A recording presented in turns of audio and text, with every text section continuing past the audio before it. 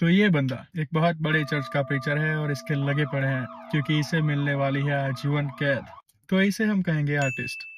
कौन आर्टिस्ट? ये अभी 18 साल का है और ये हरियाणा से है और अभी के लिए ये जेल में है किसी के मर्डर के चक्कर में।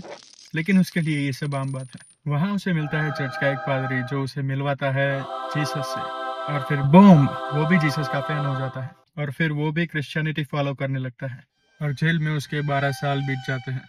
तो अब वो जेल से छूट चुका है और उसके पास है एक तगड़ा प्लान।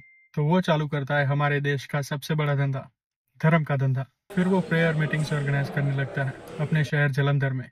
फिर कुछ ही टाइम में लोग उसे जानने लगते हैं और फिर वो एक्सपांड करता है। पहले सिर्फ जलंधर में था, अब वो जलंधर से चंडीगढ़ जाता है, कोलकाता भी जाता है और बहुत सारी जगह जाता है देश में। और अचानक से बूम, वो सारी प्रॉब्लम्स ठीक कर दे रहा है, कुछ भी हील कर दे रहा है, डॉक्टरों से भी अच्छा। जैसे कि ये बंदा जो पहले चल भी नहीं पा रहा था लेकिन अब दौड़ रहा है।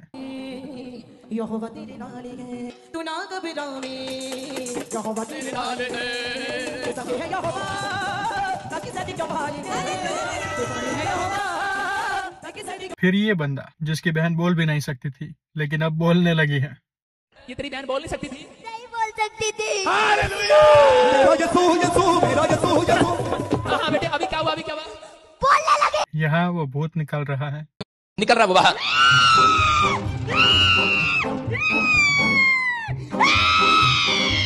यहाँ वो किसी का पैरालिसिस ठीक कर रहा है। इसी समय परमेश्वर का आत्मा को छुए, यहोवा की शक्ति उतरे, छोड़ दे। हाथों पे कैमरा करो दोबारा। हालेलुया! पैरों पर कैमरा करो, मुंह पर कैमरा करो, मुंह पर। You are healed. क्या नाम है आपका बेटे? नाम क्या बेटे? आपका नाम क्या है? क्या नाम है? दौड़ के दौड़ के। मतलब कुछ भी कर रहा है यार ये बंदा। अंधों को दिखा रहा है, लंगड़ों को दौड़ा रहा है, कुछ भी कर सकता है ये। और भी बहुत कुछ किया है इस बंदे ने। इसकी यूट्यूब चैनल आज भी चालू है, अगर आप चाहे तो चेक कर सकते हैं। इसके ऊपर बहुत सारे मीम्स भी बने हुए हैं, जैसे कि ये वाला, या फिर ये वाला, या फिर ये वाला।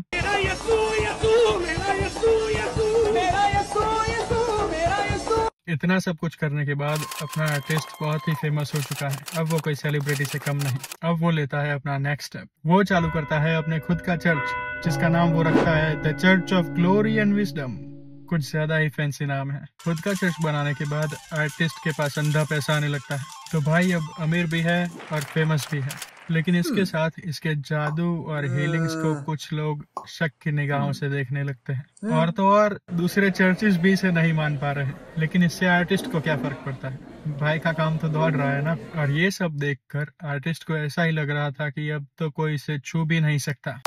लेकिन ये औरत, इसका नाम है नहीं पता, वो कभी डिस्क्लोज ही नहीं किया गया, तो हम इसे कहेंगे 32, क्योंकि ये 32 साल की है। तो 32 रेगुलरली इस चर्च में जाने लगती है। फिर एक दिन आर्टिस्ट 32 को अपने घर ले जाता है, ये कहकर कि वो उसे फॉरेन में सेटल करवा सकता है। और 32 चली भी जाती है क्योंकि उसके पास उतने पैसे नहीं थे कि वो खुद से फॉरेन में सेटल हो सके। तो आर्टिस्ट अपने घर में 32 के साथ जबरदस्ती वो करता है जो मैं यहाँ नहीं बता सकता, लेकिन आर्टिस्ट उस चीज का वीडियो बना लेता है और फिर वो 32 को ब्लैकमेल करना चालू करता है। जैसे कि जब भी वो बुलाए वहां जाना होगा, उसके घर पे जाना होगा, कुछ भी उसके लिए करना होगा। और अगर कहीं वो मना करने की कोशिश तक करती तो वो उसे धमकाने लगता था कि उसकी वीडियो वो सोशल मीडिया साइट्स पे डाल देगा।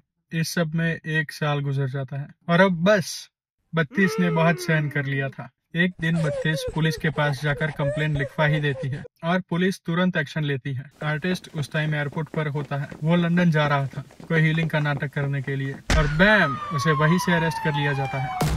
लेकिन उसे बेल दे दी जाती है क्योंकि उसके पास पैसे और कॉन्टेक्ट्स दोनों ही थे।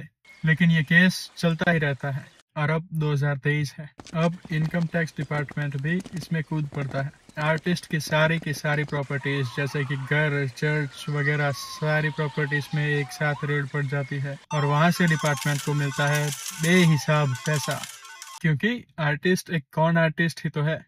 और बैम, फिर से यहाँ वो अरेस्ट हो जाता है और आखिरकार 2025 में यानी इसी साल आर्टिस्ट को उम्र कैद की सजा सुनाई जाती है। उसका मगशॉट तो नहीं है, लेकिन ये है आर्टिस्ट और उसका असली नाम है प्रॉफिट बजेंद्र सिंह।